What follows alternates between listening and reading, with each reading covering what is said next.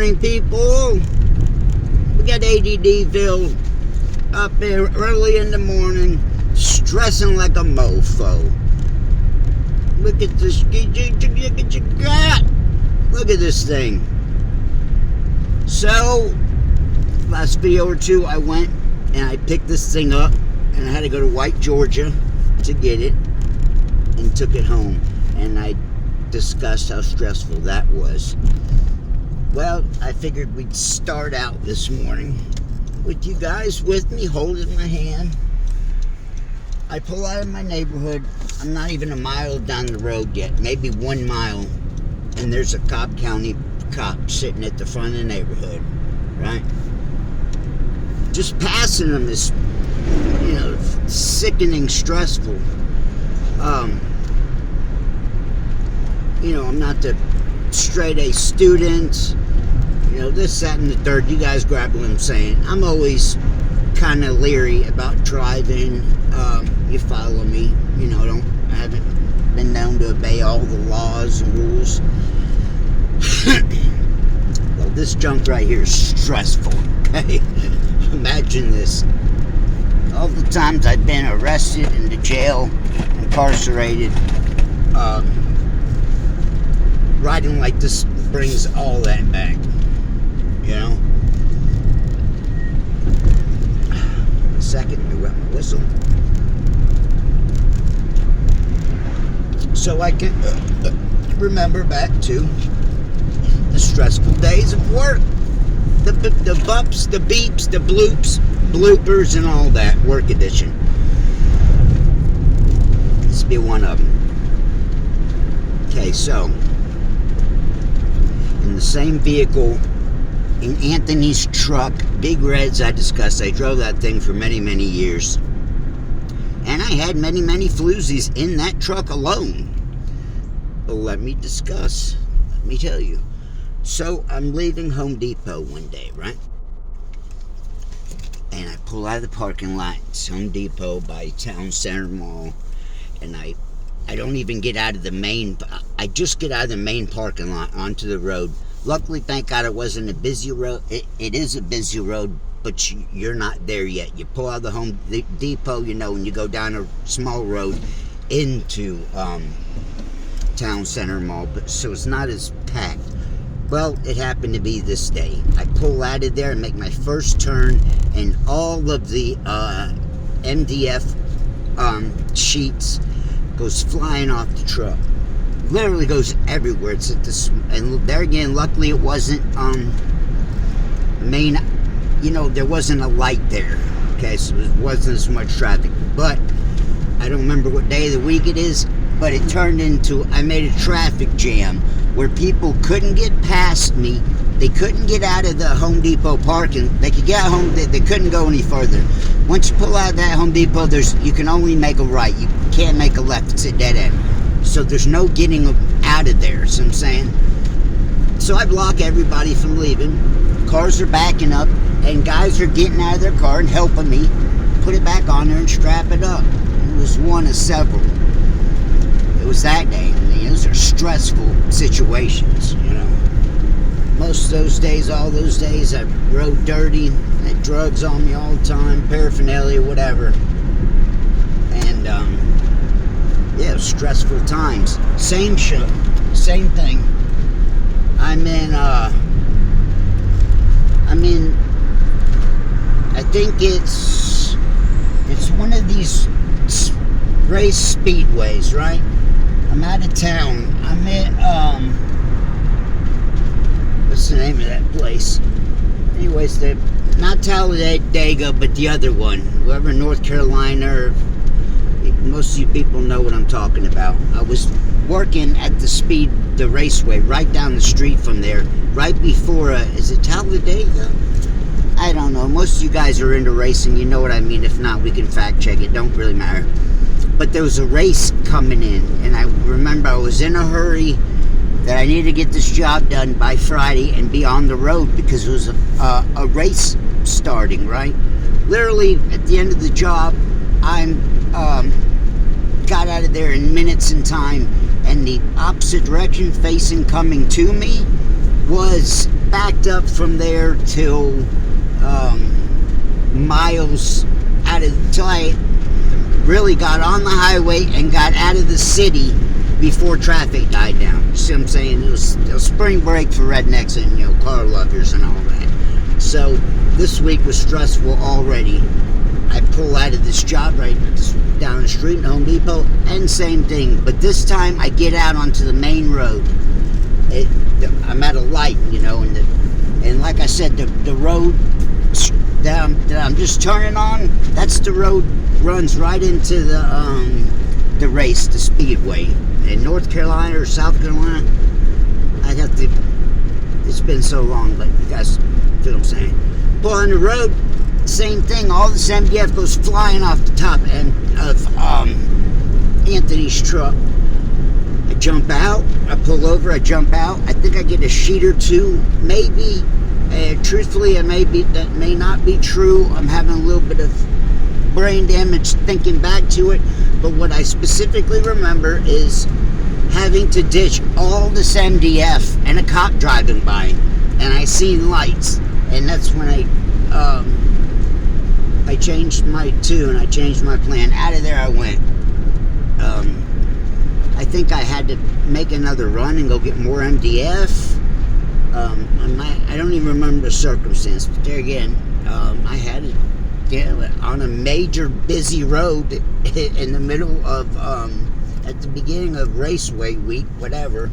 Here I am, but most of it was off the road into the, you see what I'm saying? There's only like a couple of sheets I remember that were actually blocking traffic, but I had, see ya, gotta go, and dip on out of there we went, yeet, yeet, yeet. That's, do you remember Horrifics? No, there's another one. What's different? I saw a dude at a red light, had a ladder on top of his truck, and he slammed the brakes and it went through the windshield and this Mercedes behind him. This is so long ago, I'm having brain farts. It seems like I was with somebody, but plain as day for sure, somebody slammed their brakes and the ladder came off. I've had the ladder come off my car before too. I was did something and my 8-foot step ladder wasn't strapped in and I had to keep going. I've had it come off at red light, at lights, you know, and I had to jump out and fix it many times because I spent 5 years on the road traveling all the time, right? So Big Red and wherever I was driving stayed packed with tools, ladders, had enough shit to open a store, all kind of too much is of this and that. We've overweight vehicles with too much weight. Oh yeah, okay, so the next one. I go for Anthony. We're doing a job at Lennox. And the jobs, I gotta go pick up a truckload of sheetrock, right? You wouldn't think it'd be no big deal, And so I got this thing Big Red loaded. Well, when I get it loaded and I pull out of there, the tailgate's got to be down now, right? It's longer than the truck. You think it wouldn't be no big deal. You'd lay a pallet of, a stack of, the machine lays it on there for you, Bobcat, whatever the things are called, and it puts on the truck, and it's coming out of the parking lot was the worst place out of the whole trip all the way. Coming out of the parking lot, for some reason, it was like a real steep incline. Nowhere else would it have been like that all the way home, or to the job and whatever. Don't even get out of the parking lot to go straight up this incline. And I had warned Anthony before and told him I needed some straps. He said, "No, don't worry about it, go on." And all the sheetrock slides off the back of the truck. And here I am once again blocking people from getting out of the parking lot, coming into the parking lot, and broke a bunch of pieces of sheetrock in the mixes of all that. So we've seen and done all kind of goofy and stupid shit. So let me give you some of the best whatchamacallit, blood, guts, and gore. I've seen Doug. Okay, Doug was the guy that was my boss. We lived in a house, me and 3 other guys. And Doug shot a 16 penny nail. That's the longest nail they got that for framing, right? He shot that in his knee, and he took a hammer. Oh, it grosses me out to think about it. He took a hammer and pried it out of his knee. Oh, I'm sitting here cringing thinking back into it. Oh, imagine that. The thing went in a couple inches into his kneecap. Oh, I'm about to puke just thinking about it. I remember him freaking. If you know how to pry a nail, you put it on there and you like make the hammer go down, kind of like you're arm wrestling. You don't pull it the way you think you would. You do it sideways. You fold the nail over. That's how it comes out the best. You do that back and forth. You catch it good. He did that, and he did the thing and got the nail out of his freaking knee, and it's gnarly. I'm sitting here getting gnarlified just thinking back to it. There was okay, so this is one of the best ones I've seen, and I've said the story, but so most of you are so new. Anyways, maybe one person's ever heard any of these stories.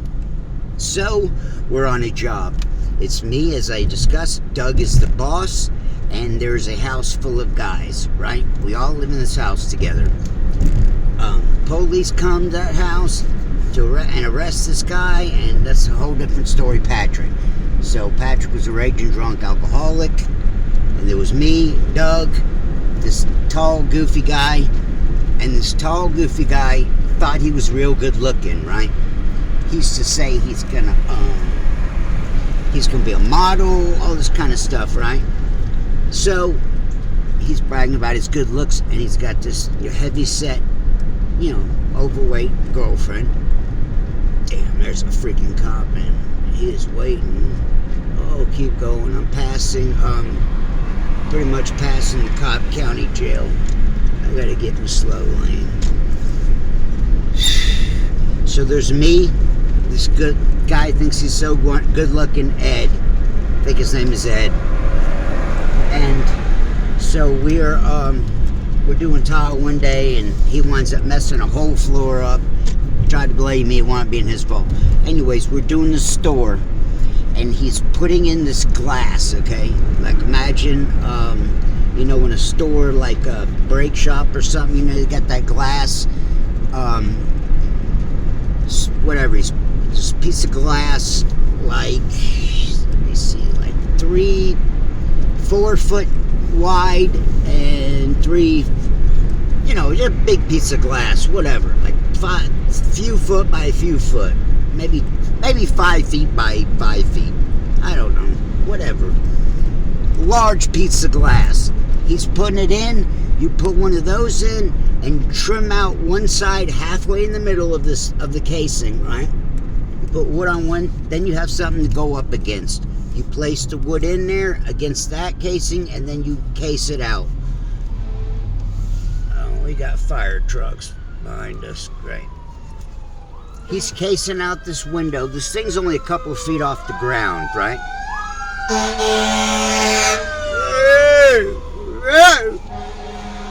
54. Fire truck 54. So he's casing out this piece of glass, right? And he turns around and he leans over to pick up his hammer. And for a split second, he's got his hand, propping it up. He lets go, turns around to get his hammer, and the dumb son of a bitch, I guess, let go, whatever, and it fell, and it busted, and it went, and it cut him into his face, right? I'm standing on a step ladder painting, I believe, or mudding. I was on a step ladder, just for sure. And I could see down at an angle through the glass into his cheek. It had cut him so bad, right? This thing, was filleted his cheek, filleted his ass. Mr. Pretty Boy, right? This thing's embedded in his cheek. And I'm up on a ladder looking and I'm in shock, right? I don't budge. I'm literally paralyzed. I'm in shock. And he goes, dude, what the fuck? Help me! And I snap out of it, and I jump down, and I help him get the glass off of him, right? He's got his hand on his face. We don't know, the blood spewing everywhere. He's holding his face, so you really can't see what's up. A second or two later, the boss, who is Doug, comes around the corner and says, get back to work. What are y'all doing? You know, Doug was an asshole a lot of the times. These people complained a lot. Get back to work. What are y'all doing? And I wish, and I should show the camera on my face. Imagine holding your cheek, right? And Doug says something, and he lets go of his cheek, and his face falls like a pancake sliding down a wall, right? Doug pukes right there. Filleted that MF'er. Like I said, when he let go of his face, it wouldn't hold on. His cheek literally, like I said, looked like a pancake sliding down the wall. Disgusting, horrific, horrifying. Goes emergency room, and keep in mind, this guy's saying he's going to be a model and all this, Mr. Good Looking. I see him a year plus later. He stops back by the house or something, and we see him, and he's got a football scar, and his face looks like the top of a football, right? The football thread. Imagine that. That's what Mr. Pretty Boy's face looked like. Wild. Was that the best? Let me think for a second. I don't even think that's the most horrifying, but yeah, Mr. GQ. There again, another one of these. Careful what you say and do and wish for and all that. And these are you know valuable lessons I learned and seen. I seen a lot of bloodshed, a lot of carnage. A lot of shit I wish I never had to witness. Doesn't even seem like that's the worst of it. I seen a guy, and most of you, any of you gonna know this. I watched the guy slide off the roof. Right, knocked him out unconscious, knocked him out cold. We were doing roofing, and it was early in the morning, wet, and this guy walks on tar paper that's not even nailed down. We're almost at the top of this, up at the top. So he went and slid. I reached my arm out and I barely missed him. I almost got him, but probably lucky I didn't. He probably would have taken me with him. And so by the time he hit the roof, he had momentum, right? He was, imagine skiing down a wet roof, on the tar paper. He completely slid, nothing to help him to hold on or none of that. So by the time he hit the gutter, he flew off. It was, it looked like a ball had rolled down the freaking, literally. It had momentum, looked like somebody was skiing on the roof. Had skis and meant to do it. Ah! He flies off and he makes it onto the curb. The front walkway now. Now imagine that. That's set back a good couple of feet always from the house. So like I said, he shot out and off the roof onto the ground, knocked him out. He got to the ground, he was fumbling and looked like he was choking. He had foam and shit coming out of his mouth. He was foaming at the mouth and convulsing and and doing weird noise and sounds. Scared the crap out of me, right? So I went and I didn't even have a cell phone at this time. Sorry, I'm pausing for a second. I gotta be thinking. I'm on my way to a job. Anyways, ADD brain fart. So he hits the ground. He's convulsing. We don't have cell phones. So I go run to a neighbor's house or two, and they're not home. There's two Mexicans with me. They go and and when I come back, so somebody had called the police, and he's fumbling. No. I can't. I could barely understand what he was saying. He couldn't even talk at first, but he mumbled out, don't.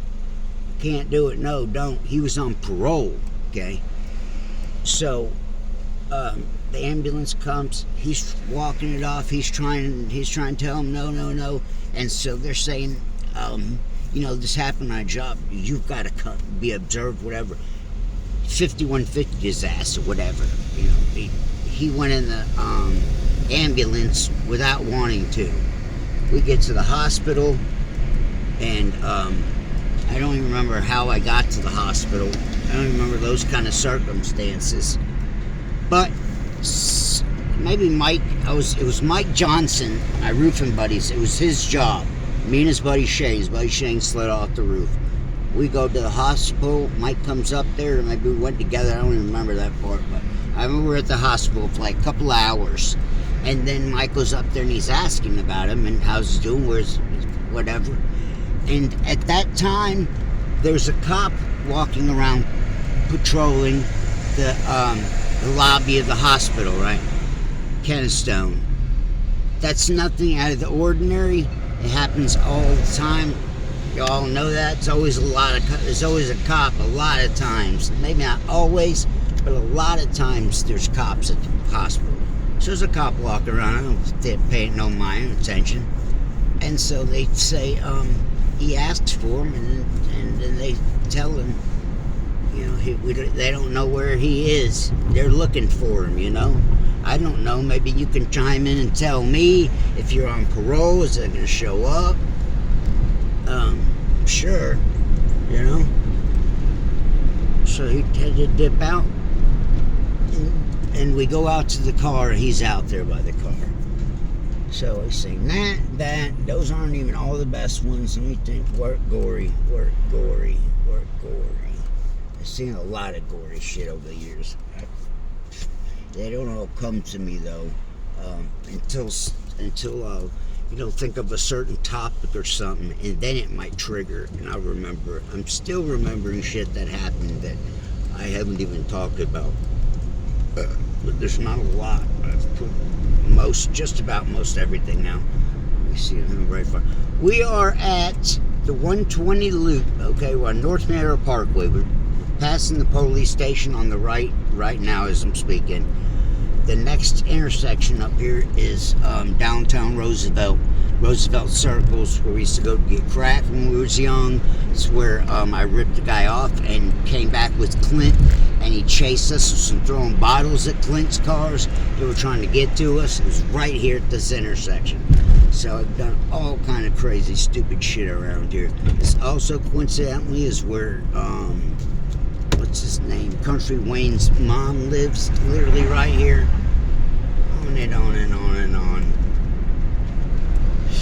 I'm stressed out bad. Get this fucking piece of wood on here, man. I'm off my game at the moment. I don't know what to do. I don't know what to do. Ha! I hope you guys enjoyed it. 077. Talk to y'all later.